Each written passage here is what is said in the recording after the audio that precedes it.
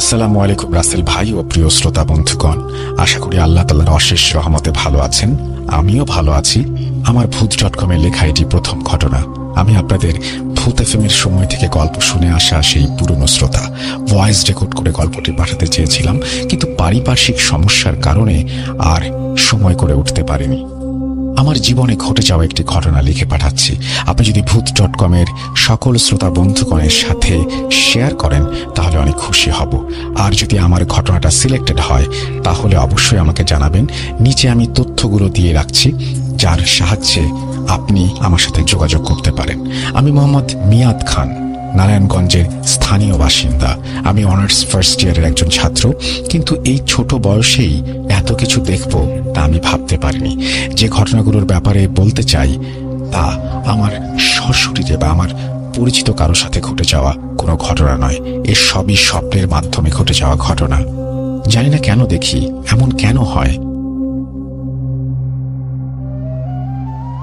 আমি ঠিক বলে বোঝাতে পারবো না। ঘটনা শুরু হলেই এইসব ব্যাখ্যাহীন ঘটনাগুলো আরো প্রশ্ন জাগাতে শুরু করবে। তো কথা না বাড়িয়ে আমি আমার ঘটনা শুরু করলাম।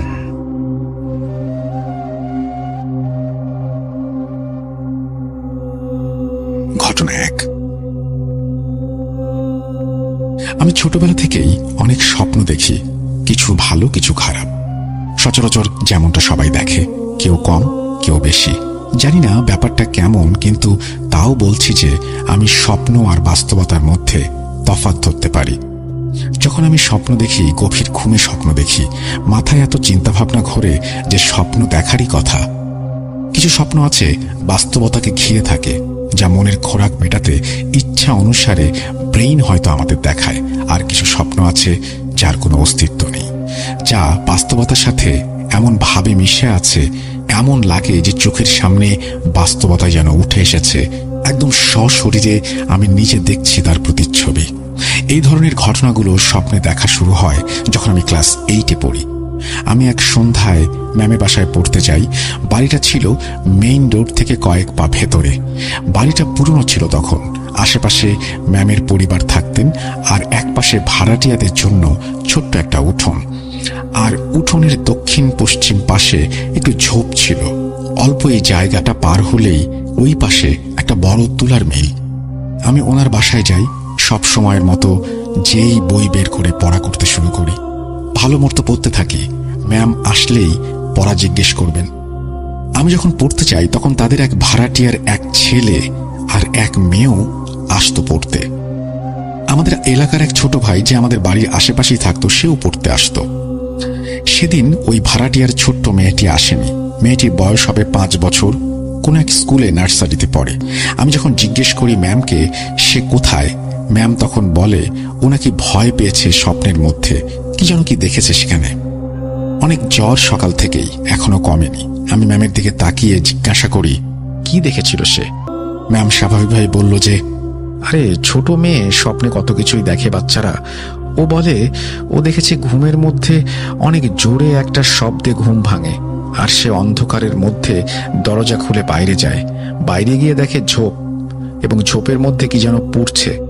অনেক কিছু একসাথে পড়ার কারণে দাও দাও করে আগুন জ্বলছে। চারিদিকে সেই আলোয় আলোকিত। তার মধ্যে সে যাচ্ছে। তখনই তাকে কে যেন জোরে জোরে ডাক দেয়, আর পেছন ফিরে তাকাতেই সে চিৎকার করে ঘুম থেকে জেগে ওঠে। তারপর থেকে জ্বর। আমি এই কথা শুনে হতবাক হয়ে যাই। আমি কোনো রকমে আমার সব চিন্তা বাদ দিয়ে পড়ার দিকে মন দেই। আমার হতবাক হবার কারণ এটাই ছিল যে আমিও গত রাতে এই একই স্বপ্ন দেখেছি। আমি দেখেছি এভাবে যে আমি অনেক রাতে ম্যামদের বাসায় যাই ব্যাগ নিয়ে। বাড়ির সামনে যেতেই দেখি আকাশ থেকে কি যেন ধপ করে ম্যামদের বাড়ির সামনে পড়ল। আমি এক দৌড়ে বাড়িতে ঢুকে গিয়ে দেখি যে ছোট্ট মেয়েটা ওই ধপ করে পড়া আগুনের জিনিসটার মধ্যে একদম সামনে চলে যাচ্ছে। আমি তাকে অনেক জোরে জোরে ডাক দেই, আর মেয়েটিও আমাকে দেখে এত জোরে চিৎকার দেয় আমি ভয় পেয়ে যাই। পরে দেখি ও জ্ঞান হারিয়ে পড়ে আছে মাটিতে। আমি তাকে কোলে নিয়ে ঘরে বিছানায় শুইয়ে দিই। তখন দেখি তার বাবা মা ঘুমিয়ে আছে, সাথে তাদের ভাই। এত বড় একটা ব্যাপার হলো, আর কেউ উঠল না ঘুম থেকে। ম্যামের ঘরও তালা দেওয়া। আমি এত রাতে ব্যাগ নিয়ে এখানে কি করছি? আমি তো বাসায় ঘুমাচ্ছিলাম, এখানে আসলাম কিভাবে? তাহলে কি আমি স্বপ্নে আছি, এই কথাটা চিন্তা করতেই আমি লাফ দিয়ে ঘুম থেকে উঠে বসি আর শুনি ফজরের আজান দিচ্ছে। এত ঘুম ছিল চোখে, বসে থাকতে পারছিলাম না। বিছানা থেকে নেমে অজু করে নামাজটা পড়ে আবার শুয়ে পড়ি। এর পরের দিনের ঘটনা, ম্যামের কথা শোনার পর আমি যেমন কিছুই বলার মতো অবস্থায় ছিলাম না। আমি ভূতের গল্প সিনেমা অনেক আগের থেকেই দেখে এসেছি, ছোটবেলা থেকেই। তেমন একটা ভয় নেই বললেই চলে, তারপরেও লুকোনো একটা ভয়ে থাকি। এখনো মনে হয় যে মাঝে মাঝে কেউ যেন আমাকে খুঁজছে স্বপ্নের মধ্যে, আর যখন আমি বুঝে যাই আমি স্বপ্নে আছি তখনই ঘুম ভেঙে যায়। আমি কখনো স্বপ্নে কারো ডাক পাই না, স্পর্শ পাই না, যেমনটা বাকি সব কাহিনী বা ঘটনায় বা সিনেমায় দেখা যায়। ঘটনা 2, গত বছরের ঘটনা। আমার একদম ছোটবেলার স্কুল জীবনের এক বন্ধুর বাড়ি আমাদের বাসা থেকে 10-12 মিনিটের রাস্তা। বাড়িটা ছোটখাটো, এই রিসেন্টলি তাদের বাড়ির ভেতরে সামনের অর্ধেক জায়গা বিক্রি করে দিয়েছে। এলাকার একজন সেটা কিনে নিয়েছে, আর তাদের ঘরের পেছনে মানে রাস্তার দিকটায় অর্থাৎ গলির পাশের জায়গাটুকুতে ভাড়াটিয়া থাকে। ভাড়াটিয়াদের ঘরের পাশ দিয়ে রাস্তা চলে গেছে। ঘটনাটা রাতে ঘুমানোর পর স্বপ্নে ঘটে। ঘড়িতে তখন সময় রাত 12টা। আমার একটা অভ্যাস আছে, আমি প্রতিদিন দিনলিপিগুলো ডায়েরিতে লিখে রাখি। 1 পৃষ্ঠা করে তারিখ অনুসারে নতুন বছরের ডায়েরিতে তারিখ মিলিয়ে সবকিছু লিখে রাখা। এটা বিগত 4 বছর ধরে করে আসছি। যা হয় পুরনো দিনের 1 পৃষ্ঠায় বর্ণনা করে লিখে রাখি এবং কাউকে সে ডায়েরি ধরতে দেই না। তো আমি কম্পিউটার অফ করে ডায়েরিটা লিখে হাত মুখ ধুয়ে প্রস্তুতি নিলাম ঘুমানোর। ঘুমও আসছিল অনেক, তাই তাড়াতাড়ি বিছানা পরিষ্কার করে শুয়ে পড়তেই ঘুমের কোলে ঢলে পড়লাম। হঠাৎ আমি হুঁশ ফিরতেই দেখি যে আমার বন্ধুর বাড়ির সামনে রাস্তা দিয়ে হেঁটে যাচ্ছি। আনুমানিক রাত প্রায় 1টার মতো বাজে, কারণ এমন সময়ে কয়েকটা চায়ের দোকানে অল্প আলো জ্বলে। মানুষজন ওই দিকে বসে আড্ডা দেয়, রাস্তায় তেমন কেউ থাকে না। আমি হালকা আলোতে হেঁটে অন্ধকার গলি দিয়ে বাড়ির কোণার মধ্যে দাঁড়াই। এমন লাগলো যেন আমার শরীরের বাঁ পাশে কেমন কাঁটা দিয়ে উঠল লোমগুলো। মনে হলো কেউ আমার দিকে তাকিয়ে আছে। আমি পেছনে ফিরে তাকালাম, তখনই দেখি যে কেউ নেই। বাড়িতে ঢুকতে উত্তর পাশের আম গাছে তাকাতেই দেখি কেমন যেন সাদা ছায়ার মতো কিছু একটা সোজাভাবে দাঁড়িয়ে আছে। আমি চুপ করে দাঁড়িয়ে আছি ছায়াটার দিকে তাকিয়ে। আগেই বলে দেয়া দরকার, আমি টের পেয়ে গিয়েছিলাম আগের থেকেই যে আমি স্বপ্নে আছি, কিন্তু সেই আগের মতো আর অমন স্বপ্ন ভাঙে না। বুঝতে পারার পরে যে আমি স্বপ্নে আছি, আমি নিজের মতো করে বাস্তবতার মতোই স্বপ্নের ভেতরে চলতে পারি। কিভাবে এমনটা হয় আমি জানি না। আমি আস্তে আস্তে ওদের ঘরের দিকে যাই, কিন্তু আমার এমন মনে হচ্ছিল যে কেউ একজন অনেক রাগ করে আছে আমার ওপরে, এবং সেখানে সেই রাগ করা ছায়া মূর্তিটা দাঁড়িয়ে আছে। আমি ওই পাশটা থেকে সরে আসলেই সেই জিনিসটা আরেক পাশে চলে যায় হুট করে। যেমন লাগছিল আমি কোনো গণ্ডির মধ্যে দাঁড়িয়ে আছি, আর এই গণ্ডির ভেতরে সে আসতে পারছে না। আমার মনে হলো আমি তখনও ঘুমের মধ্যেই স্বপ্ন দেখছি, শুধুমাত্র ঘুম ভাঙলেই বাস্তবতায় চলে আসব। কিন্তু কেন জানি আমার ঘুম ভাঙছে না। চোখ বন্ধ করে রেখেছি, আবার খুলছি, কিন্তু কাজ হচ্ছে না। পরে নিজের অজান্তেই আস্তে আস্তে দোয়া দুরুদ পড়তে শুরু করি, কিন্তু কিছুতেই কাজ হয় না। তাও আমি দোয়া দুরুদ পড়া বন্ধ করি না। পড়তে পড়তে একসময় মনে হলো বাড়ির দিকে দৌড় দেই। দিলাম 1 দৌড়, হুট করে ঘুম থেকে উঠে পড়ি, আর ফজরের আজান শেষ হবার পর মাইকে আজানের সুরটা কানে আসলো। পরের দিন এক বন্ধুকে জিজ্ঞেস করলাম, তোদের বাড়ি কি বন্ধ করা, বা এমন কোনো অলৌকিক কোনো কিছু আছে তোদের বাড়িতে? বলে রাখা ভালো, সে বিজ্ঞান প্রিয় ছাত্র। আমাদের মধ্যে নতুন জিনিসের প্রতি কৌতূহল প্রায় একইভাবে কাজ করে, আর ভৌতিক ব্যাপারগুলো নিয়ে অনেক সমালোচনা এবং আলোচনা করি, আমরা গল্পও করি। সে বলল, হয়তো আছে, আব্বুর কাছে শুনেছিলাম আমাদের বাড়িতে নাকি ভূত টুত এমন কিছু ছিল যা তাড়ানোর জন্য তাবিজ পুঁতে রাখা হয়েছিল বাড়ির 4 কোণায়। আর এরপর থেকেই আমাদের পরিবারে আর্থিক অনটন শুরু হয়। কেন, কি হয়েছে এমনভাবে জিজ্ঞেস করছিস কেন? আমি স্বপ্নে দেখেছি। পরে ঘটনাটা পুরোটা খুলে বললাম, অর্থাৎ আমার স্বপ্নের ব্যাপারটা। পরে এই ব্যাপারটা নিয়ে তার আব্বুর সাথে কথা বলা হয়। পরে শুনেছিলাম আঙ্কেল এই ব্যাপার নিয়ে বাড়ির পাশের মসজিদের বড় হুজুরের সাথে কথা বলে। হুজুর নাকি বলেছিলেন যে কাজের জন্য তাবিজগুলো পুঁতে রাখা হয়েছিল তা বের করলে কাজটা সম্পূর্ণ হয়ে যাবে, আর কোনো ঝামেলা থাকবে না। আর যে ছেলে স্বপ্ন দেখেছে তাকে আমার সাথে দেখা করতে বলবেন আসরের নামাজের পরে। বন্ধু তখন আমাকে এই দেখা করার কথা বললে আমি বন্ধুকে না করে দিই, কারণ জানি না কেন যেন আমার যেতে ইচ্ছে করেনি। হয়তো আমার জন্য ভালোই হবে, নাকি অন্য ব্যাপার, নাকি এমন কিছু কথা শুনবো যা আমার মানসিক চাপ বৃদ্ধি করবে। তাই যাইনি আর হুজুরের সাথে দেখা করতে। ঘটনা 3।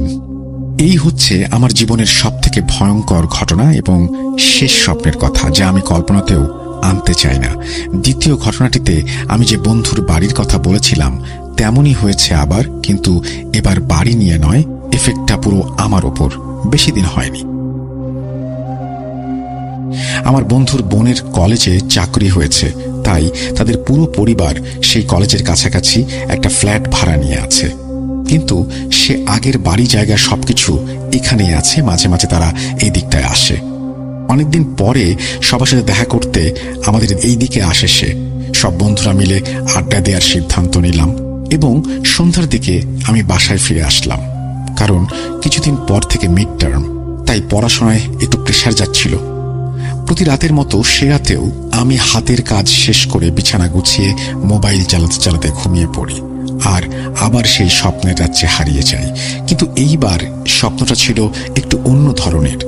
স্বপ্নটা ছিল এমন, আমি হঠাৎ দেখি কোনো এলাকায় যেন খুব সুন্দর একটা চারপাশের ইট বাঁধানো পুকুর ঘাটে আমি গোসল করছি, বৃষ্টি পড়ছে এবং জায়গাটা পার্কের মতো লাগছিল।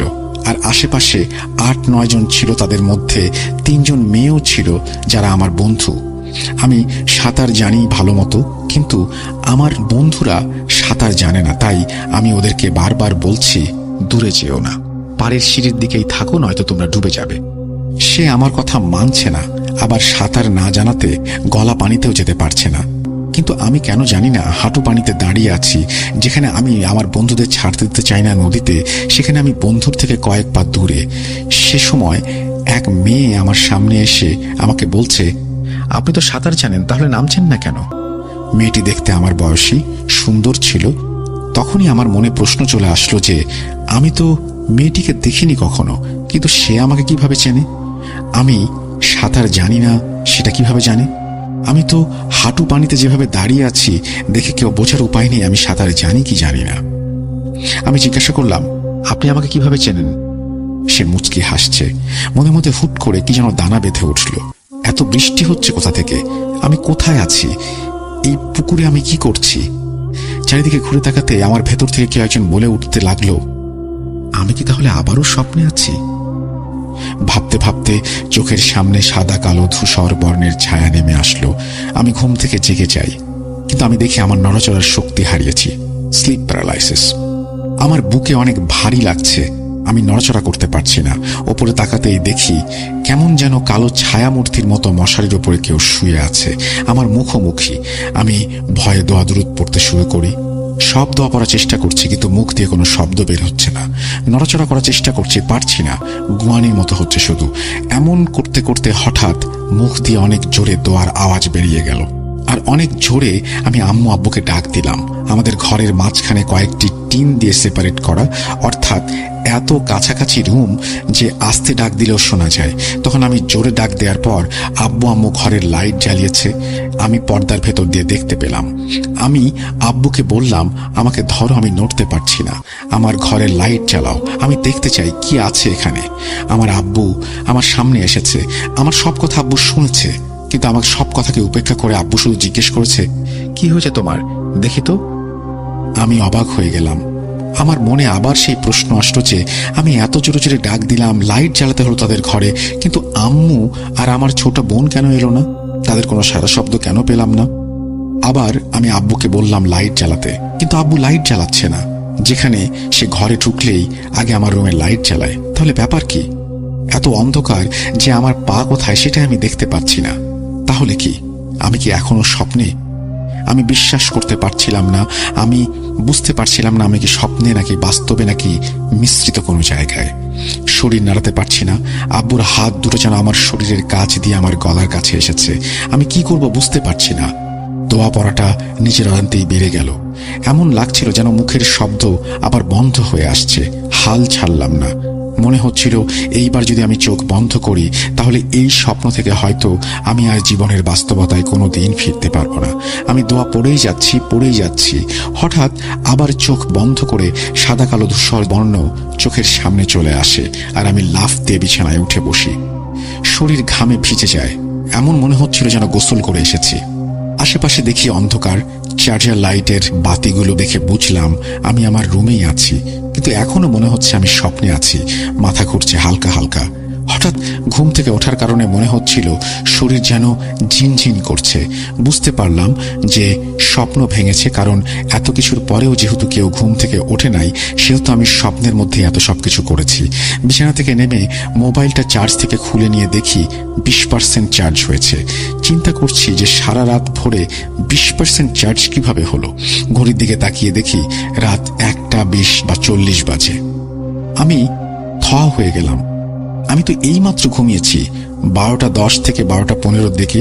তাহলে এতটুকু সময়ের মধ্যে কিভাবে আমি এত কিছু ঘটালাম বুঝতে পারছি না। অজানা ভয় হচ্ছিল আমি কোনোদিন স্বপ্নে যদি আটকে যাই তাহলে হয়তো সেই ঘুমই হবে আমার শেষ ঘুম। আর কখনো এই বাস্তবতা দেখব না। এই সমস্ত চিন্তা করতে করতে ঘুমিয়ে পড়ি কখন জানি না। ফজরের আজানের শব্দে ঘুম ভাঙে। বিছানা থেকে উঠে নামাজ পড়ি। তারপর প্রতিদিনের মতো সময় কাটাতে থাকি। এরপরে এমন কোনো সমস্যা আর দেখা দেয়নি। আমি জানি না কেন এত স্বপ্ন দেখি। এখনো 3টা স্বপ্নের কথা বলেছি, আরো স্বপ্ন আছে। সাথে যাকে দেখেছি সেও ওই স্বপ্ন একই রাতে দেখেছে, আমার মতো করেই, যা প্রথম ঘটনায় বলেছি। আর বাকি 2টা ঘটনার পরে এমন ধরনের স্বপ্ন আর দেখিনি। অবাস্তব হলেও স্বপ্ন 2টা বাস্তবতার সাথে এত মিল কিভাবে আমি জানি না। কেন এমন হয় আমার জানা নেই। কেন আমি অন্যের স্বপ্নে যাই, নিজের মতো আচরণ করতে পারি। স্বপ্নের মধ্যে কিভাবে আমার বাস্তব জীবনের সাথে কথা হয়, কিভাবে আমি ফিল করতে পারি আমি কিছু জানি না। এমনটা নয় যে আমি শুধু রাতেই স্বপ্ন দেখি, দিনের বেলাতেও স্বপ্ন দেখি। আমার স্বপ্ন দেখার কোনো সময় নেই। মনে হয় স্বপ্নগুলো ইচ্ছে হলেই আমার ঘুমের মাঝে চলে আসে। আমার মনে হয় আমার ঘুম যেন আমাকে অন্য কোনো এক দুনিয়ায় নিয়ে যেতে চায়, কিন্তু আমি বাস্তবতায় আছি বলে সে আমাকে বাস্তবতা থেকে কিছুতেই সেখানে নিয়ে যেতে পারছে না। আমি আল্লাহ তাআলার কাছে দোয়া করি যেন অজানা কোনো ভুল করে থাকলে তিনি আমাকে মাফ করে দেন। আল্লাহর অশেষ রহমতে আমি কোনো ক্ষতির শিকার হইনি এখনো পর্যন্ত। যা কিছু হয় স্বপ্নের মধ্যেই হয়। কয়েকবার আমার থেকে হারিয়ে যাওয়া বা ভুলে যাওয়া জিনিসের সন্ধান আমি এই স্বপ্ন দেখেই পেয়েছি।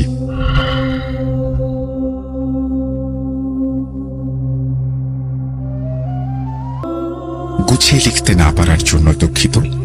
আমি স্বরূপ আসগর, ঢাকা যাত্রাবাড়িতে থাকি। শিপিং লাইনে ব্যবসা করি। সঙ্গত কারণে জেলার নাম উল্লেখ না করার জন্য অনুরোধ রইল। নিচের লাইনে ঘটনার স্থান এবং নাম সবকিছু দেয়া আছে এবং সেগুলো আমি পড়লাম না, এবং তারপরে আমি সরাসরি ঘটনায় চলে যাচ্ছি। একটি সত্যি ঘটনা। ঘটনাটি 1972 থেকে 74 সালের। এই ঘটনাটা ছোটবেলা থেকে শুনে শুনে বড় হয়েছি। আমার মায়ের আপন মামার সাথে ঘটেছিল। তখন আমার মায়ের বয়স 8 বা 10। এখনো অনেকে সাক্ষী আছে এই ঘটনার। আমার মায়ের মামারা ছিল 6 ভাই এবং 4 বোন। সবার বড় জনের নাম ছিল মোকসেদ। সে দেখতে অনেক সুন্দর ছিল, লম্বায় প্রায় 6 ফুটের কাছাকাছি। আমার এই মোকসেদ নানাকে নিয়ে এই ঘটনা। ঘটনা ভূতের না ভয়ের, নাকি অলৌকিক, নাকি শুধুই বিস্ময়, নাকি শুধুই ট্র্যাজেডি? ঘটনা শুনে আপনারাই সেটা ঠিক করবেন। যাচ্ছি মূল ঘটনায়।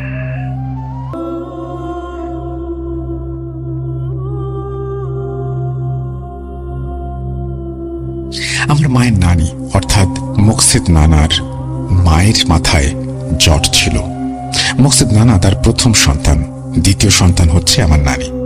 মোকসেদ মামা যখন তিনি জন্ম নিলেন তারপর দিবাগত রাতে সবকিছু ঠিকই ছিল, কিন্তু তার পরদিন সকালে ঘুম থেকে উঠে সবাই অবাক হয়ে যান।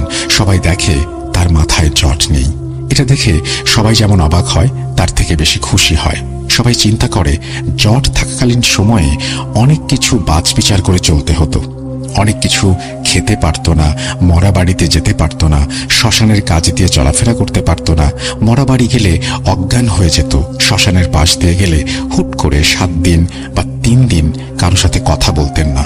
ওই 7 দিন বা 3 দিন তার জীবনযাপন সবকিছুই থাকতো, যেমন রান্না করা, গোসল করা, ঘুমাতে যাওয়া এবং টাইমলি সবকিছু হতো এবং অন্যান্য সাংসারিক কাজকর্ম ঠিকই করতেন, কিন্তু কারো সাথে কথা বলতেন না। এই সব দিক চিন্তা করে সবাই ভেবে নিল যে ভালোই হয়েছে, সব ঠিকঠাকই চলছিল। মুকসেদ নানা বেশ বড় হয়ে উঠলেন। তারপর তার অন্যান্য ভাই বোন জন্ম নিল।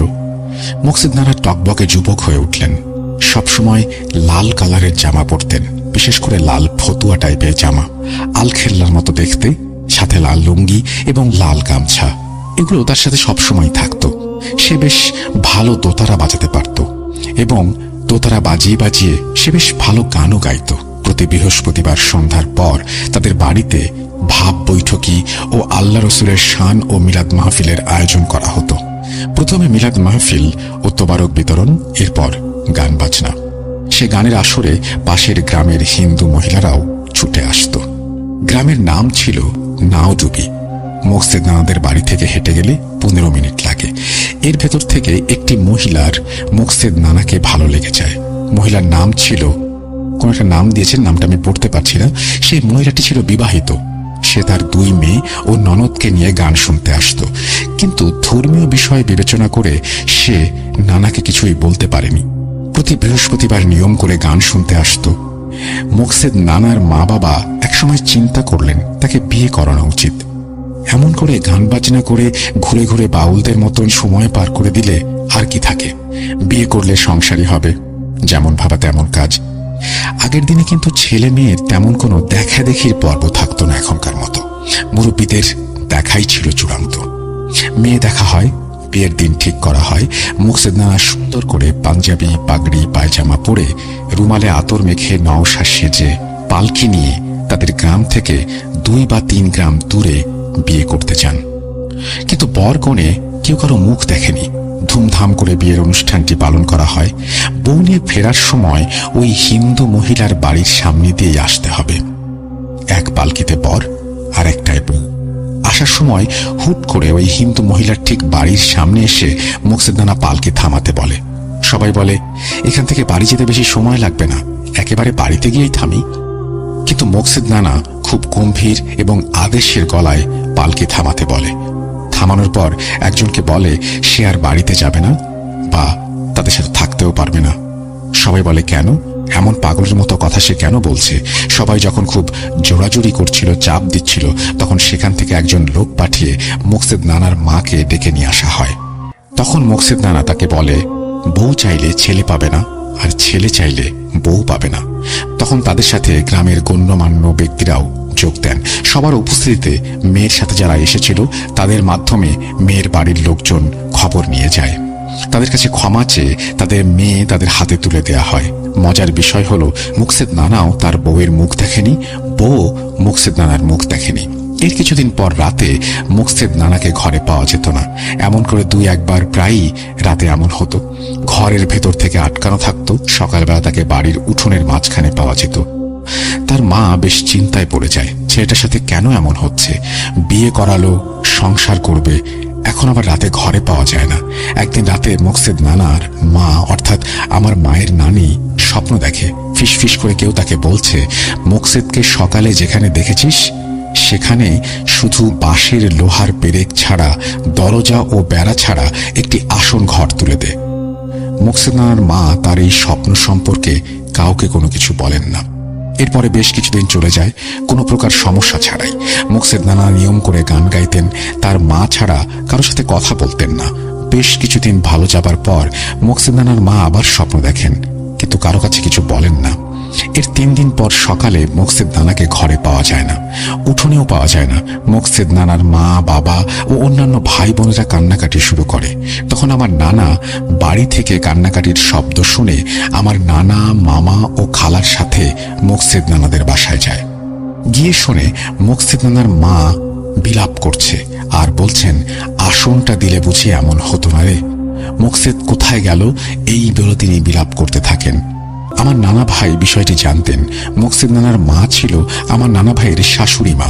উল্লেখ্য, আমার নানির নানা ভাই ছিলেন আপন 2 চাচাতো ভাই বোন। আমার মায়ের বয়স যখন 4-5 বছর ছিল তখন মার নানি, নানা ভাইও বিয়ে করেনি। নানি বসন্ত হয়ে মারা যান। আমার নানা খুবই পরহেজগার ছিলেন। তিনি বেশ সুন্দর ছিলেন।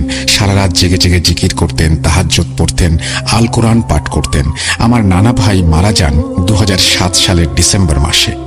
তখন নানা ভাই বিষয়টি নিয়ে মোকসেদ নানার মা বাবাকে আশ্বাস দেন এবং বাড়িতে ফিরে আসেন। তার কিছুদিন পরই আমার মোকসেদ নানাদের বাড়ি থেকে হট্টগোলের শব্দ পাওয়া যায়। আমার নানা ভাই, মা, মামা, খালারা সবাই মিলে সেখানে যান।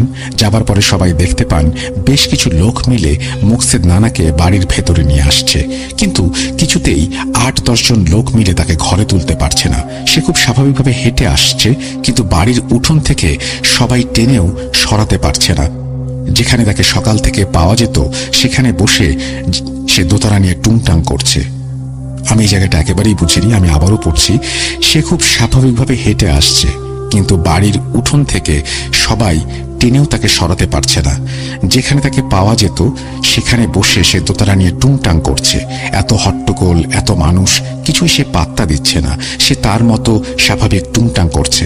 আমার মনে হয় আপনি বোঝাতে চেয়েছেন সে তার জায়গায় বসে টুংটাং করছে, সবাই তাকে বাসার ভেতরে নিয়ে আসার চেষ্টা করছে, কিন্তু সে কোনোভাবেই পাত্তা দিচ্ছে না এবং অনেক মানুষজন মিলেও তাকে টেনে ঘরে ঢুকাতে পারছে না। তখন আমার নানা ভাই সবাইকে শান্ত হতে বলেন এবং জানতে চান মোকসেদ নানাকে কোথায় পাওয়া গেল। যারা তাকে সাথে করে বাড়িতে নিয়ে এসেছে তাদের একজন বলল, ও ভাদিয়া খোলা বাজারের পাশে জঙ্গলে ছিল। সে জঙ্গলের মধ্যে শুয়ে ছিল দোতারা নিয়ে। ঘটনা 72 থেকে 74 সালের। তখন বাড়িঘর এত বেশি ছিল না, ম্যাক্সিমাম জায়গায় ছিল জঙ্গল। তারা বলে, আমরা সকালে বাজার যাবার সময়ও জঙ্গলের ভেতরে যাই, দোতারার টুংটাং শুনি, কাউকে দেখতে পাই না। এমন করে বাজারে অনেকেই দোতারার শব্দ শোনে। প্রতিদিন বাজার শুরু হয় ঠিক ফজরের নামাজের পরপরই। বাজার থেকে বাড়ি ফেরার পথে 6-7 জন মিলে ভয় ডর ভেঙে জঙ্গলের ভেতরে প্রবেশ করে এবং জিন ভূত কিনা সেটা নিয়ে তাদের সন্দেহ ছিল এবং জঙ্গলের ভিতরে ঢুকে আরো বেশি বন্য প্রাণীর জন্য তাদের ভয় ছিল। তারপরেও সব ভয়কে গ্রাহ্য না করে তারা ভেতরে ঢোকে এবং তারা তাকে আবিষ্কার করে। আমার নানা ভাই সব ঘটনা শুনে শান্ত হতে বলেন। এবার সবাই শান্ত হয়ে যায়। আমার নানা ভাই মোকসেদ নানা আর আমার মাকে একটি চুলা খুঁড়তে বলেন।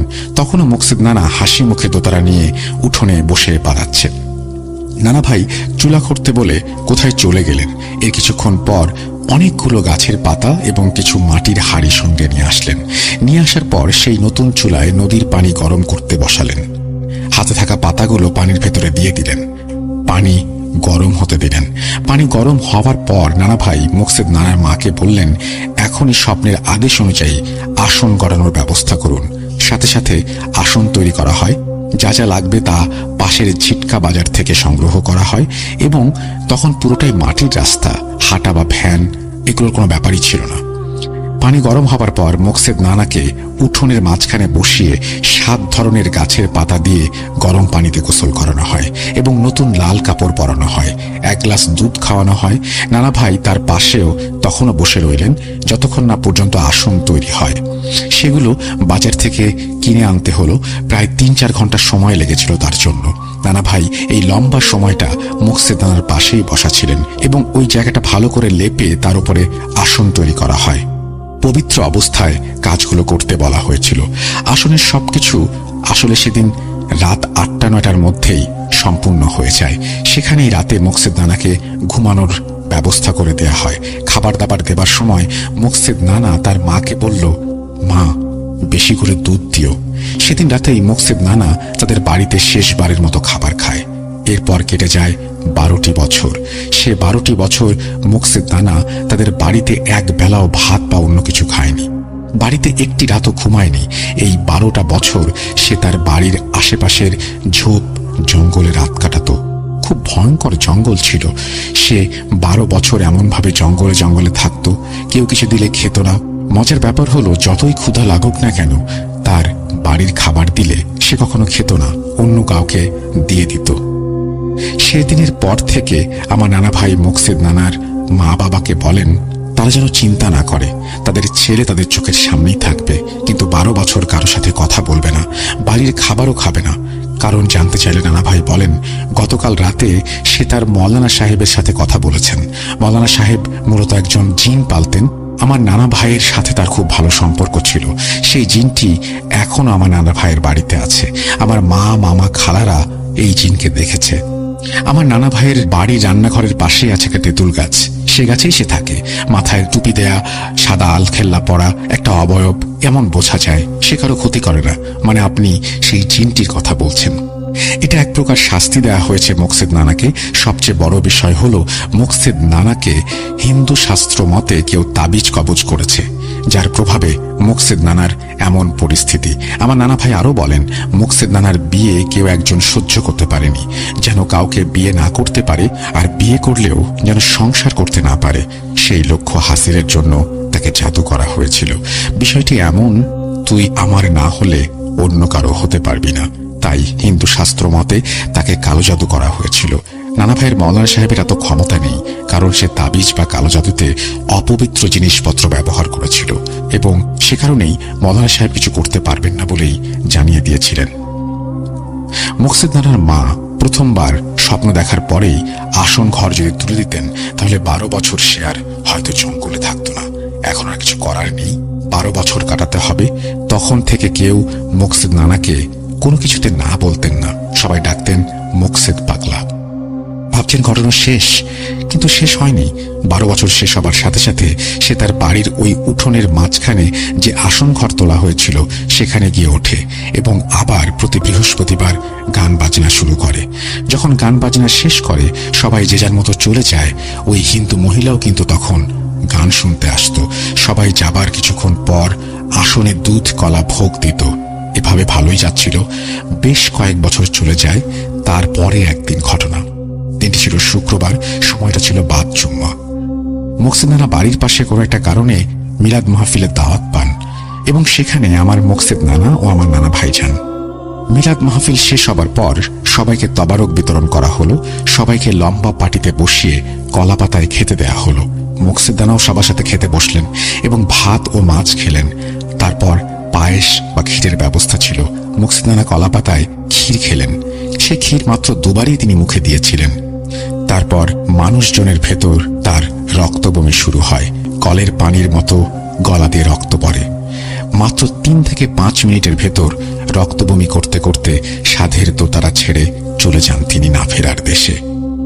তার বমির সাথে শুধু রক্ত নয়, মাটি, ছোট কাপড়ের টুকরো, চুল, কারো মাথার জট, বাঁশের ছোট্ট চটি, এসব বেরিয়ে আসে।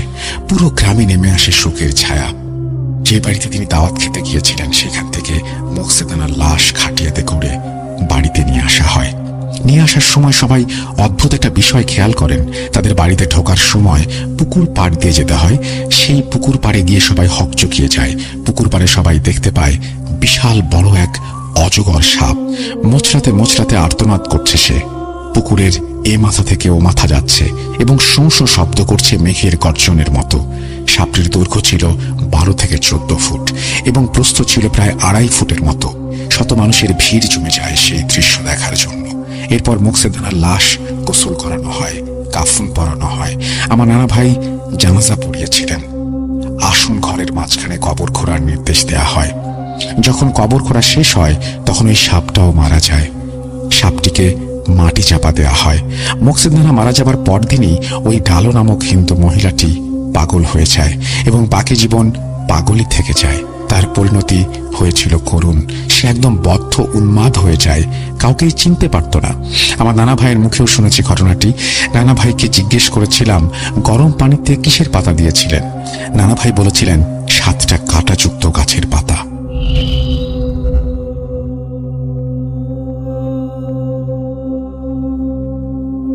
মানে পাচুরিয়া যে ইউনিয়নটা আছে সেখানে অন্তারমোড় নামক একটা গ্রাম আছে। আচ্ছা তো ওই গ্রামের একজন ব্যক্তির সাথে ঘটে যাওয়া ঘটনা। আচ্ছা তো উনি নতুন বিয়ে করেছেন, 2-3 মাস হয়েছে আর কি। তো আচ্ছা। হঠাৎ রাতের বেলা উনি দেখলেন, মানে ঘুম ভেঙে দেখলেন ওনার স্ত্রী পাশে নেই। আচ্ছা তখন উনি চিন্তা করেছিলেন হয়তোবা কোনো কারণে বাইরে গেছেন আর কি, ঘরের বাইরে। কিন্তু খেয়াল করলেন যে না, ঘরের দরজা তো বন্ধ। তখন উনি মনে হলো তার একটু ঘরটা খুঁজে দেখি তো কোথাও আছে কিনা। তখন একটু কৌতূহল হয়ে ঘর খুঁজে দেখলেন, না কোথাও নাই, কিন্তু ঘরের ভিতরে দরজা বন্ধ। তো উনি বিষয়টা খুব ভীত হলেন এবং তাড়াতাড়ি করে দরজা খুলে বাইরে গিয়ে ওনার বাবার যে ঘর ছিল, ভাইদের যে ঘর ছিল, তাদেরকে ডাকলেন, বললে যে আমার স্ত্রী তো ঘরে নাই, এই ঘর তো ভিতর থেকে বন্ধ ছিল, কোন দিক দিয়ে গেল। তখন সবাই মানে তন্ন তন্ন করে খুঁজেছে, কিন্তু কোথাও পাওয়া যায়নি। তখন তার বাবা বলল যে তুমি এক কাজ করো, তুমি সকাল হলে তোমার শ্বশুর বাড়িতে যাও, শ্বশুর বাড়িতে গিয়ে দেখো যে বৌমা ওখানে গিয়েছে কিনা। আচ্ছা তখন চিন্তা করেন হ্যাঁ এটা একটা ভালো আইডিয়া, ওখানে গিয়েছে কিনা একটু খোঁজ নেই। কিন্তু সবার কাছে একটা চিন্তার ব্যাপার ছিল যে ভিতর থেকে দরজা লাগানো, কিন্তু সে কিভাবে গেল, এটা হতেও পারে হয়তো কোনোভাবে সে রাগ করে গেছে, এরকম হতে পারে, কিন্তু তার সাথে রাগারাগির কোনো ঘটনাই ঘটেনি গত 2-3 মাসে। তো যাই হোক, সে পরের দিন সে তো যেহেতু একটু দিন মজুর ছিল, সে বিকালের দিকে অন্তারমোড় থেকে তার শ্বশুর বাড়ির দিকে যাত্রা শুরু করে। শ্বশুর বাড়ি যে জায়গাটা, সেই জায়গাটার নাম হচ্ছে জমিদার ব্রিজ। তো গোয়ালন্দ মোড় থেকে একটু আগে খানখানাপুর নামক একটা জায়গা আছে, ওইখানে ওই জমিদার ব্রিজটা, মানে নাম হয়ে গেছে আর কি জমিদার ব্রিজ। ওখানে ব্রিজ এখন ওইভাবে নাই। তো উনি যখন মানে ওনার শ্বশুর বাড়িতে আসছেন, হেঁটে আসতে রাসেল ভাই অনেক সময় লাগে, আর দূরত্বটা প্রায় 10 থেকে 12 কিলোমিটার মাঝখান দিয়ে আসলে পারে। তো উনি হেঁটেই আসছেন, হেঁটে আসার পরে শ্বশুর বাড়িতে আসতে রাত 10টা বেজে যায়। তো শ্বশুর বাড়িতে এসে যখন বিষয়টা বলে যে এরকম হঠাৎ করে রাত্রেবেলা তো পাচ্ছি না, তারপরে এখানে আসছে কিনা, তখন বললো যে না তো, সে তো এখানে আসে নাই। আচ্ছা তখন মানে শ্বশুর বাড়ির লোকজন দেখলো যে তার মেয়ে যে নাই, এটা ঠিক যেভাবে অবাক হওয়ার কথা ছিল অতটা অবাক হলো না। আচ্ছা এটা দেখে উনি নিজেই অবাক হলেন, কি ব্যাপার তার মেয়ে নাই, একটু শুনলে তো সে ভয় পাবে, কোথায় গেল। কিন্তু তারা ওইভাবে অবাক হলো না, বিষয়টা একটা মামুলি ব্যাপার হিসাবে নিল। আচ্ছা তো এটা উনি নিজে প্রশ্ন করে, নিজের মনের কাছে প্রশ্ন করে কোনো উত্তর খুঁজে পেল না।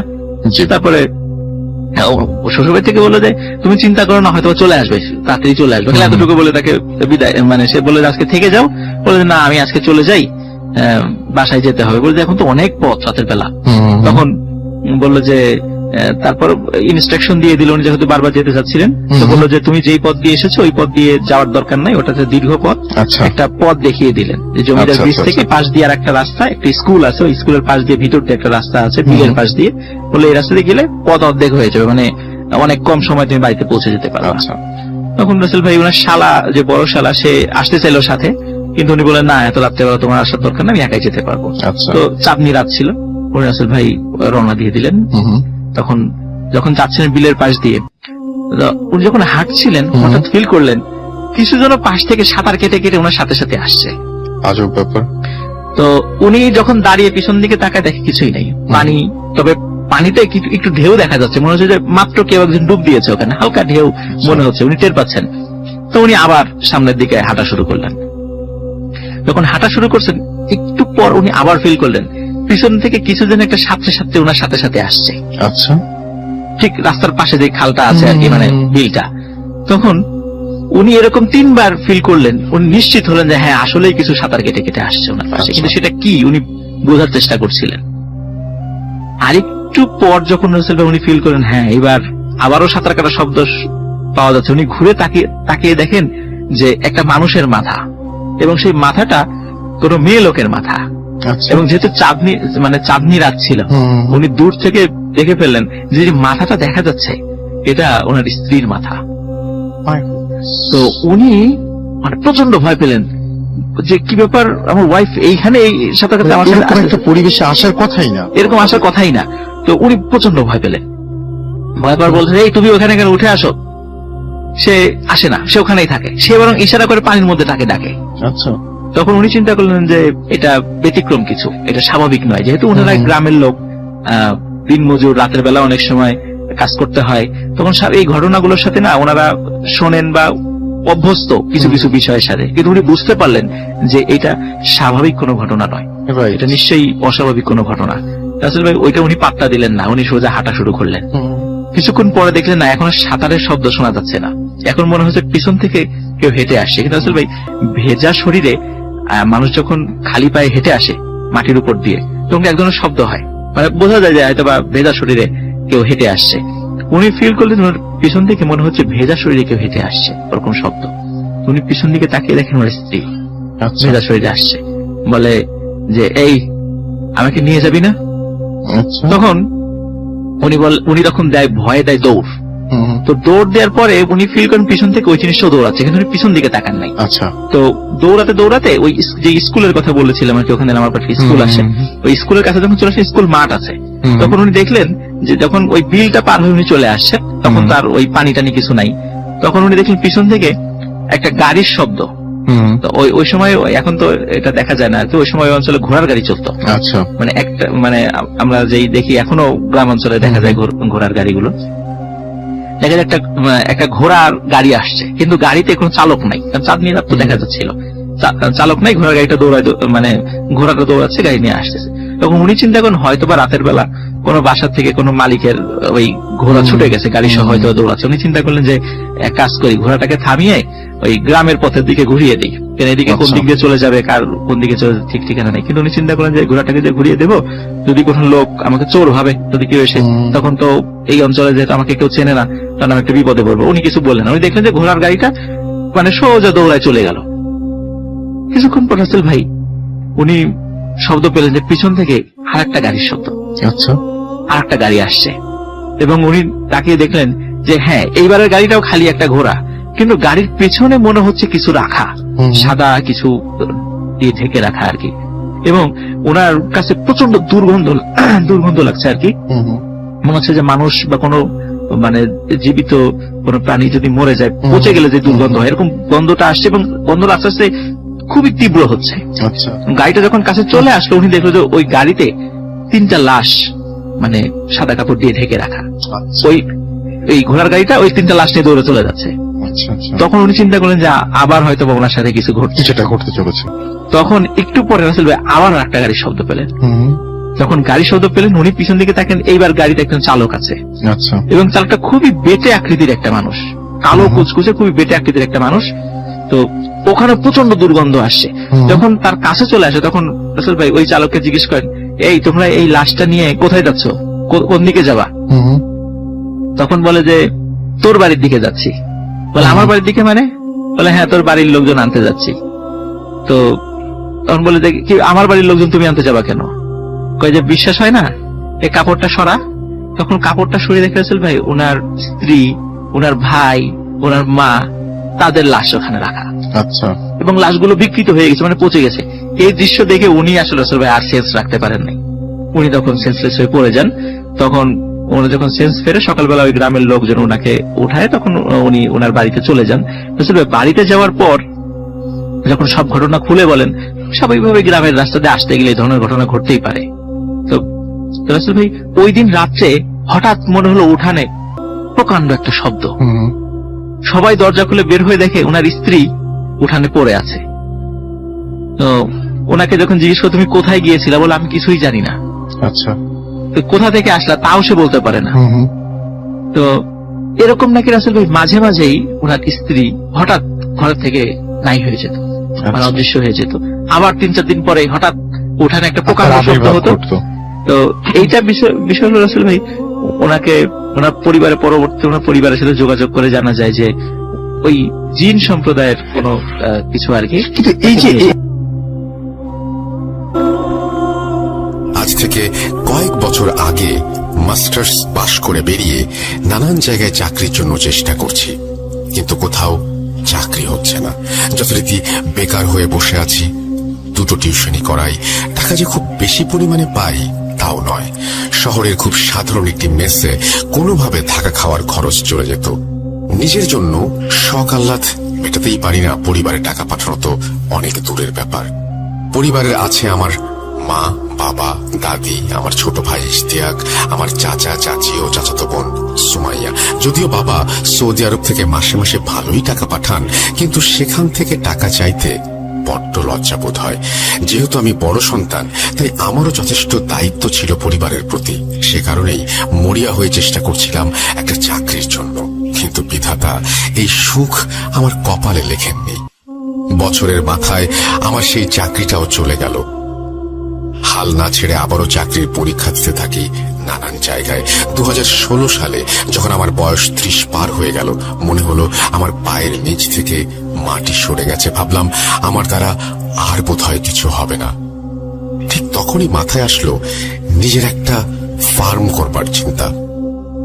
আমি নিজে কৃষি বিশ্ববিদ্যালয়ে পড়াশোনা করেছি, তাই মনে মনে ভাবলাম যে চাকরি বাকরি যখন আমার কপালে নেই, আমি নিজের অর্থের সংস্থান নিজেই করব। আমার বাড়ির পাশে বেশ কিছুটা পতিত জমি এবং একটা মজা পুকুর আছে, সেটাকে কাজে লাগালেও তো মন্দ হয় না। পরদিন বাবা ফোন করলে বাবার সাথে এই নিয়ে আলোচনা করলাম। ভেবেছিলাম বাবা বোধহয় আপত্তি করবে, কিন্তু আমাকে অবাক করে দিয়ে বাবা বলল, চাকরি বাকরি বোধহয় তোর কপালে নেই, তুই বরং এটা চেষ্টা করে দেখতে পারিস। এর জন্য পুঁজি তুই ব্যাংক থেকে আপাতত লোন নে, আমার হাতে টাকা পয়সা কিছু জমলে তোকে পাঠাবো। চিন্তা করিস না, আল্লাহ যা করেন ভালোর জন্যই করেন। ব্যাংক থেকে কিছু টাকা লোন নিলাম। প্রথমে হাঁস ও মুরগির জন্য আলাদা আলাদা খামার বানিয়ে তারপর সাহস করে 200 হাঁস ও 200 মুরগির ছানা কিনে ফেললাম। প্রথম সঠিক ব্যবস্থাপনায় কিছু অসুবিধা হচ্ছিল, তাই কিছু ছানা মরে গেল। 4 মাস পর যখন আমার হাঁস মুরগিগুলো ভালো দামে বিক্রি হলো, আমার মনে কি যে আনন্দ হচ্ছিল সেটা আমি বলে বোঝাতে পারবো না। ভালো টাকাই লাভ হলো প্রথমবারে। পুরো বিষয়টা চিন্তা করে দেখলাম, তাহলে তো এটাকে নিতে পারি আমার জীবিকা হিসেবে। অন্যের অধীনে চাকরি করেই বা কি হবে। মনে হলো প্রথমবারে যখন ভালো লাভ এসেছে, তাহলে নিশ্চয়ই খামার আরো বড় করলে আরো লাভ হবে, জীবন নির্বাহ করার মতন ব্যবস্থা হয়ে যাবে। এবার ভাবলাম সরাসরি 2000 মুরগির ছানা ও 2000 হাঁসের ছানা কিনে আনবো, কিন্তু এর জন্য খামার বড় করতে হবে। আমাদের অবশ্য জমি জমা কম ছিল না, তাই ভাবলাম খামারটা এবার আরো বড় করা যাক। কে জানতো সেটাই আমার জীবনে সব থেকে বড় ভুল সিদ্ধান্ত। মূল ঘটনা কিন্তু শুরু হয়েছিল সেখান থেকেই। আমাদের উত্তরাধিকার সূত্রে পাওয়া কিছু বিঘা জমি ছিল, ভাবলাম সেই বুঝেই করব। আমাদের জমির এক কোণায় ছিল বেশ ঘন বাঁশ ঝাড়।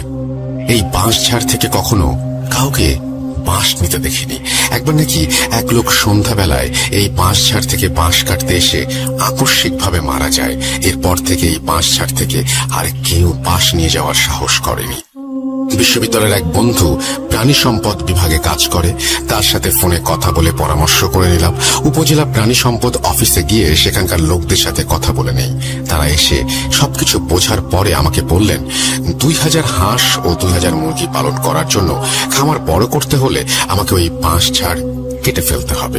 আমি জানতাম যে ওই বাঁশ ঝাড় ঘিরে প্রচলিত আছে যে এখানে কেউ বাঁশ কাটতে আসলে সে মারা যায়, কিন্তু এবার তো কাটতেই হবে। আমি মোটামুটি বিভ্রান্তই ছিলাম বলা যায়। মা ও বাবার সাথে এই বিষয়টা নিয়ে আলোচনা করলাম। দুজনেই বলল যে বেশি করে লোক লাগিয়ে দিনের বেলার মধ্যেই যেন বাঁশঝাড় পরিষ্কার করে ফেলি। এই ভাবনাটা আমার মনে ধরলো। বেশ ঝক্কি ঝামেলার পর অনেক মানুষ জোগাড় করে ফেলি বাঁশের ঝাড় সাফ করার জন্য। সবাই মিলে ভোরবেলা কাজ শুরু করে দিল, কিন্তু এমনই ভাগ্য সন্ধ্যার আগে পুরো কাজ শেষ হলো না। আসলে বাঁশঝাড়টি যথেষ্ট বড় ছিল, যার ফলে এটা পরিষ্কার করা অনেক সময়ের ব্যাপার ছিল। যাই হোক, সবাইকে বলে দিলাম আগামীকাল ভোরবেলা এসে কাজ শুরু করে দিতে, তাহলে দুপুরের আগেই কাজ শেষ হয়ে যাবে। তারাও সম্মতি জানিয়ে চলে গেল। পরদিন খুব ভোরে ঘুম থেকে উঠে আমি তাদের জন্য অপেক্ষা করছিলাম। কথা ছিল ভোরে ফজরের আজানের পরপরই তারা এসে তাদের কাজ শুরু করবে। আমার বিস্ময়ের কোনো সীমা থাকলো না যখন খেয়াল করলাম সকাল 10টা বেজে গেছে, অথচ একটি লোকেরও আমাদের বাড়িতে পা পড়ল না। ব্যাপারটা কি? মনের মধ্যে এক অজানা অনুভূতিকে সঙ্গী করে রওনা দিলাম সেই লোকের বাড়িতে, যেই লোকদের মধ্যে একটু সে নেতা গোছের ছিল। আরো বিস্ময়ের বাকি ছিল, সেই লোকের বাড়িতে গিয়ে অবাক হয়ে দেখলাম গতকাল আমাদের বাড়িতে আসা প্রায় সকলেই ওই নেতা গোছের লোকটির বাড়ির উঠোনে গোল হয়ে বসে কি যেন আলোচনা করছে। যার বাড়িতে গিয়েছিলাম সেই নেতা লোকটির নাম কুদ্দুস। আমি জিজ্ঞেস করলাম, কি হলো কুদ্দুস ভাই, আপনাদের সবার কি হয়েছে? আজ ভোরবেলা তো আমার বাড়িতে আপনাদের সবার আসার কথা ছিল। সবার তরফ থেকে এবার কুদ্দুস ভাই উত্তর দিলেন, মাফ করবেন ফাহিম ভাই, আপনার এইখানে যাওয়া আমাদের পক্ষে সম্ভব না। আমি এবার আকাশ থেকে পড়লাম, কি বলছেন এগুলো কুদ্দুস ভাই? কেন আসবেন না? কেন আসবেন না আমার বাড়িতে? কোনো সমস্যা হয়েছে? এবার কুদ্দুস ভাই যা বললেন তা শুনে আমি হতবাক হয়ে গেলাম। কুদ্দুস ভাই বললেন, গতকাল রাত্রে ঘুমানোর পর আমরা সবাই একসাথে একই স্বপ্ন দেখেছি। স্বপ্নের মধ্যে আমরা সবাই দেখেছি বাঁশ ঝাড়ের বড় বড় বাঁশ বাতাসে খুব জোরে জোরে দুলছে, আর দোল খাওয়া বাঁশের ওপরে কয়েকজন বসে আছে। তারা সবাই মিলে একসাথে জোর গলায় বলল, কাল যদি এই বাড়িতে এসে বাঁশ ঝাড়ে হাত দিস তাহলে তুই নির্ঘাত মরবি, যেভাবেই হোক তুই মরবি, তোকে বাঁচাতে পারবে না কেউ, কথাটা সবাইকে জানিয়ে দিস। তারপর ঘুম থেকে উঠেই সবাই তাড়াতাড়ি আমার বাড়িতে এসেছে এই কথা সবাইকে জানানোর জন্য। কথাগুলো আমি খানিকক্ষণ জড়বুদ্ধির মতন দাঁড়িয়ে রইলাম শুনে। অনেক চেষ্টা করেও তাদের রাজি করতে পারলাম না। এমনিতেই তারা অনেক কুসংস্কারাচ্ছন্ন, তার উপর সবাই মিলে এই স্বপ্ন দেখেছে, তাই কেউ রাজি হয় না। শেষমেশ কুদ্দুস ভাই দায়িত্ব নিলেন অন্য জায়গা থেকে কিছু মানুষ এনে দেয়ার। পরদিন সেই নতুন লোকেরা এলো, একটু সময় লাগালেও তারা মোটামুটি ভালোভাবেই পরিষ্কার করে দিল জায়গাটা। সেই রাত্রে আমি দেখলাম ভয়ঙ্কর স্বপ্ন। প্রচন্ড জোরে বাতাস বইছে, বাতাসের সনসন শব্দ অস্বাভাবিক রকমের জোরে জোরে এসে কানের পর্দাকে এফোঁড় ওফোড় করে দিচ্ছে। একটু পর এই সকল শব্দকে ছাপিয়ে পরিষ্কার শুনতে পাচ্ছি একটা কণ্ঠধ্বনি, কাজটা তুই মোটেও ভালো করলি না, তুই আজকে যা করলি তার শাস্তি একটাই, মৃত্যু। বলেই সেই কণ্ঠটা হা হা করে পিঠে চমকে দেওয়ার মতো হাসি শুরু করলো। হাসির ধমকে বলতে লাগলো, তবে এত সহজে তুই মরবি না, চোখের সামনে আগে নিজের সব কিছু ধ্বংস হতে দেখবি, নিজের পরিবারকে মরতে দেখবি, তারপর তোর মৃত্যু দেখে আমরা উল্লাস করব। মৃত্যুর জন্য তুই ঘুম ভালো হলো না। পরদিন সকালে ঘুম থেকে ওঠার পর সবার আগে আমি মা, দাদি, চাচা, চাচি আর ভাই বোনকে জিজ্ঞেস করি যে গত রাতে কোনো স্বপ্ন তারা দেখেছে কিনা। আমি ভেবেছিলাম প্রত্যেকেই হয়তো বলবে যে বাজে কিছু স্বপ্ন দেখেছে, কিন্তু আশ্চর্যের বিষয় হলো কেউ কিচ্ছু দেখেনি গতকাল রাতে। তার মানে ব্যাপারটা শুধু আমার একার সাথেই ঘটে যাচ্ছে। কিন্তু কেন? এর সাথে ওই বাঁশ ঝাড়েরই বা কি সম্পর্ক? সব গুলিয়ে যাচ্ছে, তবুও দমে গেলাম না। একটু বেলা হতেই লক্ষ্য করলাম কুদ্দুস ভাই দিকবিদিক জ্ঞান শূন্য হয়ে দৌড়ে আসছেন আমার বাড়িতে।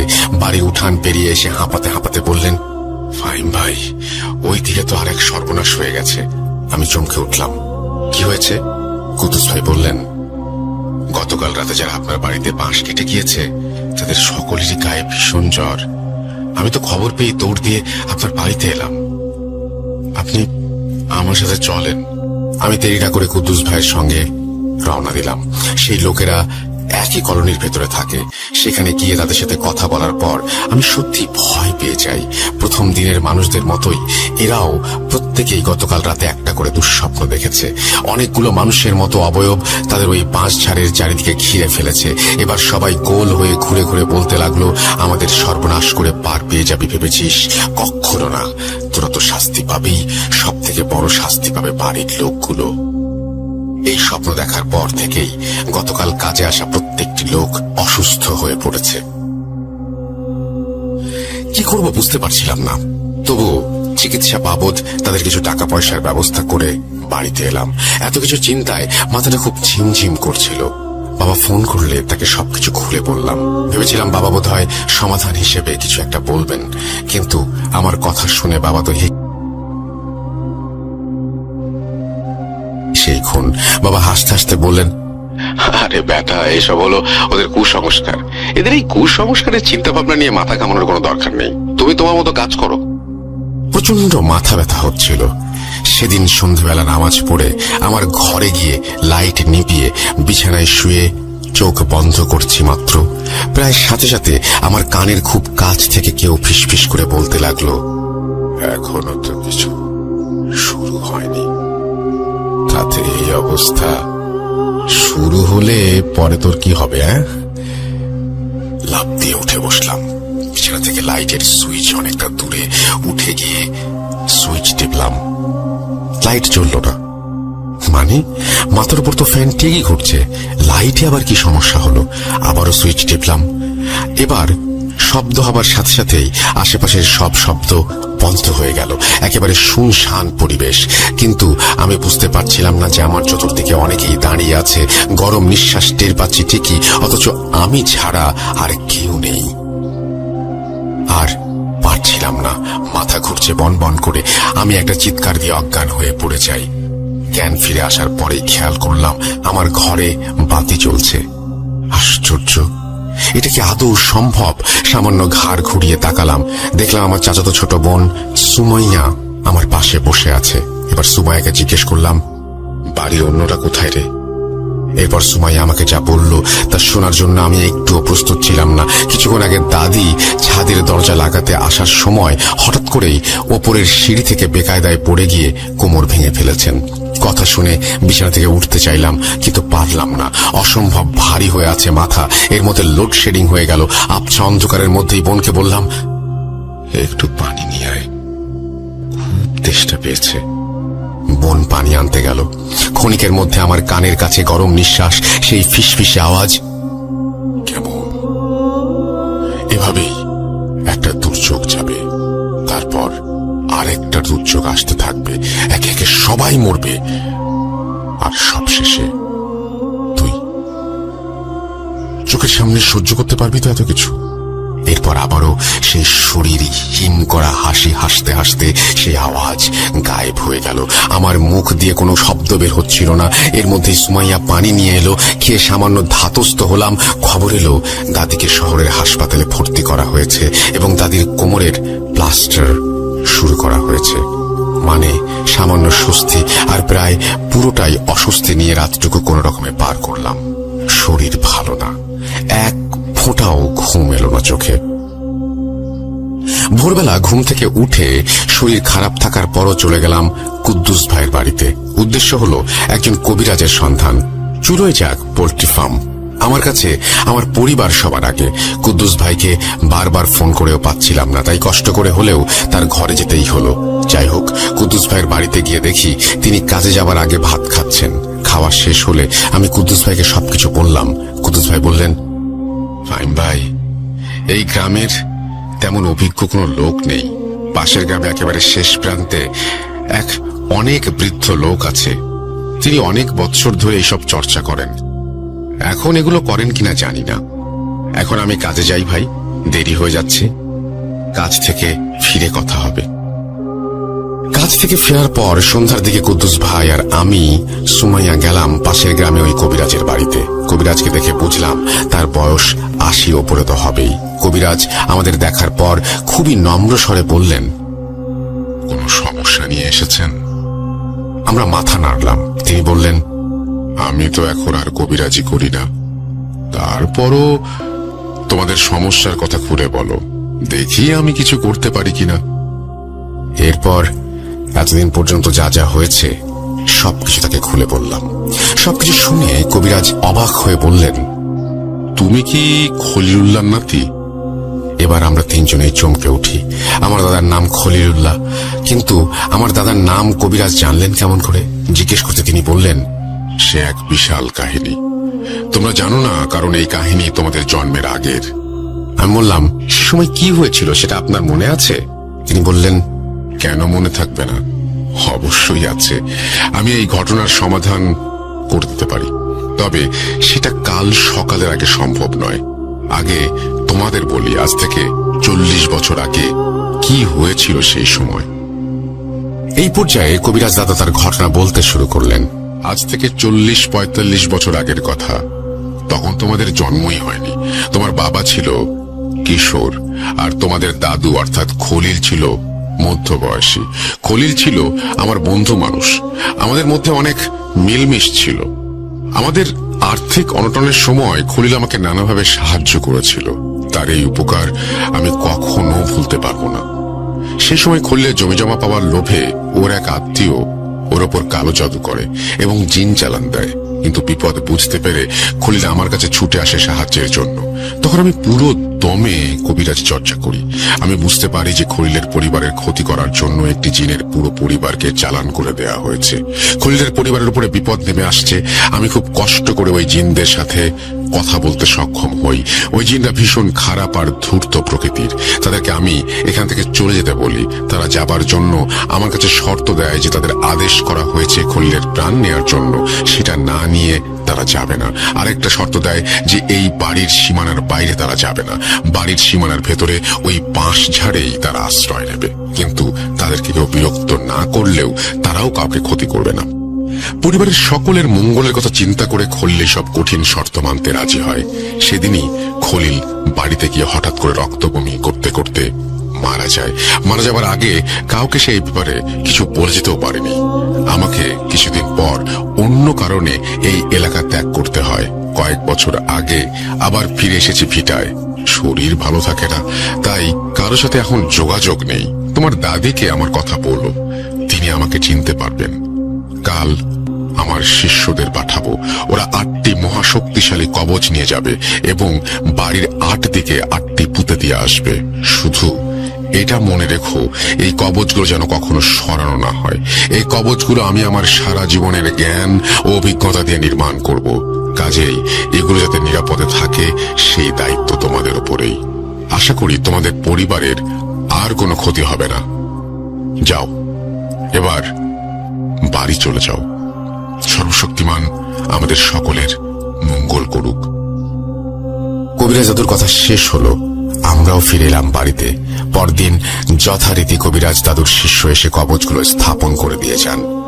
এরপর থেকে আমার পরিবারে আর কোনো সমস্যা হয়নি।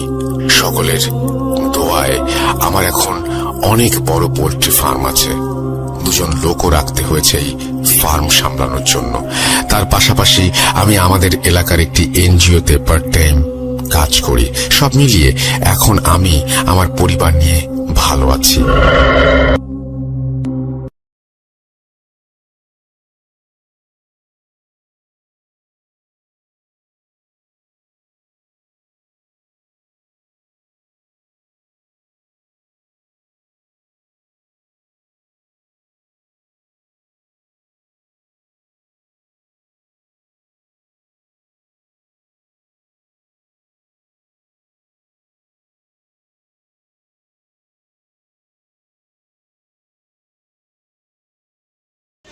আসসালামু আলাইকুম, আশা করি সকলে ভালো আছেন, আমিও ভালো আছি।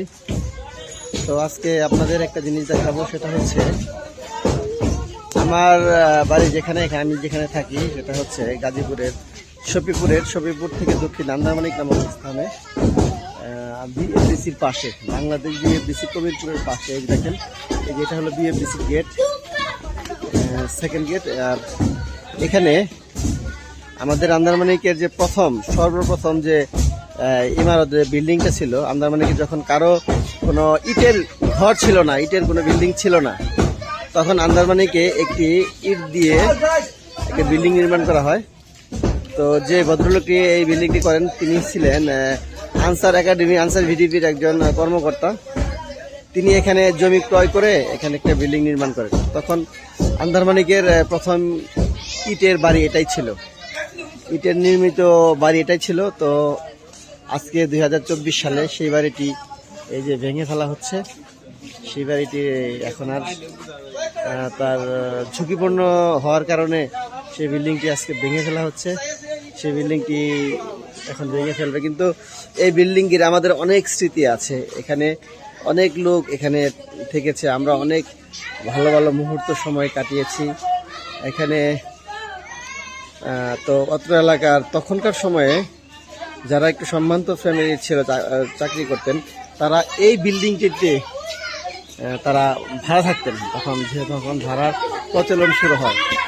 তো যখন এই বাড়িটা তৈরি করে তখন তো ভাড়ার প্রচলন ছিল না। তখন এই বাড়িতে অনেক লোক এই বাড়িতে ভাড়া থাকেন। তো সেই বিল্ডিংটি আজকে ভেঙে ফেলা হয়। কালের পরিবর্তনে অনেক কিছুই পরিবর্তন হয়, কালের বিবর্তনে। তো আজকে ওই এক সময় যে বিল্ডিংটিকে দেখার জন্য অনেক লোক আসতো, আজকে সেই বিল্ডিংটি নেই। সেই বিল্ডিংটি আজকে ভেঙে ফেলা হচ্ছে। তার বয়স শেষ হয়ে গিয়েছে, ঝুঁকিপূর্ণ অবস্থায় আছে, যে কোনো সময় ভেঙে পড়তে পারে এই বিল্ডিংটি, যার কারণে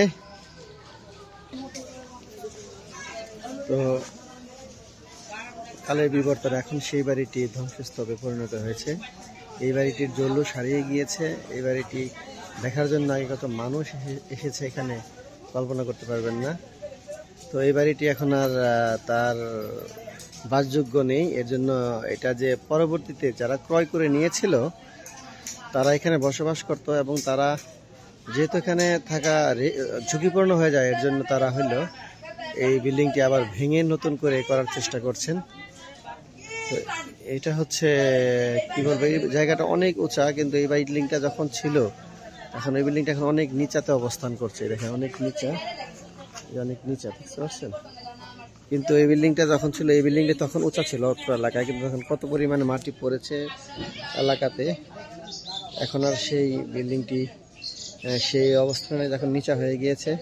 এখানে একটু পানি হলেই রুমের ভিতরে পানি চলে যায়, এবং বিল্ডিংটা যে ছাদ ছিল, ছাদটিও এখন ঝুঁকিপূর্ণ, ছাদটি খসে পড়ছে। এর জন্য এর যে বর্তমান মালিক, তারা যেহেতু এখানে বসবাস করে, তারা ঝুঁকি মনে করে বিল্ডিংটি ভেঙে ফেলছে। ভেঙে এটাকে আবার নতুন করে নির্মাণ কাজ করবেন, যাতে নতুন করে বাসযোগ্য করা যায়।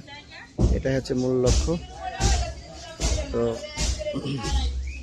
এই বিল্ডিংটাতে যখন আমরা ছোট ছিলাম, তখন আমাদের পরিচিত অনেকেই এই বিল্ডিংটাতে ভাড়া ছিল, মানে রেন্টে ভাড়াতে থাকতেন। এখন তারপরে এই বিল্ডিংটি যারা কিনে নেন,